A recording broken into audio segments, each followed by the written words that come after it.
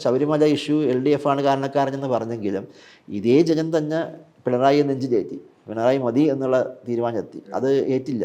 അത് BJPക്ക് പോലും ഭയങ്കര സെറ്റ് ബാക്ക് ആയിപ്പോയി. അവർ വിചാരിച്ച ഒന്നും കിട്ടിയില്ല, അവർക്ക് ഒന്നും കിട്ടിയില്ല. ഇപ്പോൾ ഈ ഇലക്ഷനിലാണ് അവരൊന്ന് ചേർന്ന് ഒന്ന് ഉയർത്തെഴുന്നേൽക്കുന്നത്. പക്ഷേ അത് ടെമ്പററി ആണോ പെർമനൻ്റ് ആണോ എന്നുള്ള കാര്യം ഈ പറഞ്ഞ പോലെ പഞ്ചായത്ത് ഇലക്ഷനും ഇനി വരുന്ന ഇലക്ഷനിലൊക്കെയാണ് കാണാൻ കഴിയുന്നത്. ഒരു 2-3 ഇലക്ഷൻ സ്റ്റഡിയായിട്ട് അവർ ഉയരുകയാണെങ്കിൽ പിന്നെ പിടിച്ചാൽ കിട്ടില്ല, അത് യാതൊരു സംശയമില്ല.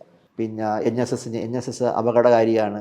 കഴിഞ്ഞ പ്രാവശ്യം പക്ഷേ NSS ഇത്രയും ആൻറ്റി ആയിട്ടും പോലും CPM കയറി വന്നു. അതവർക്കൊരു ആത്മവിശ്വാസം ഉണ്ടാക്കുന്നതാണെങ്കിലും ശ്രദ്ധിച്ചറിയാം, പിന്നെ അവരോട്ട് ഒരു പിണങ്ങാനോ ഉടക്കാനോ അവർ പോയിട്ടില്ല.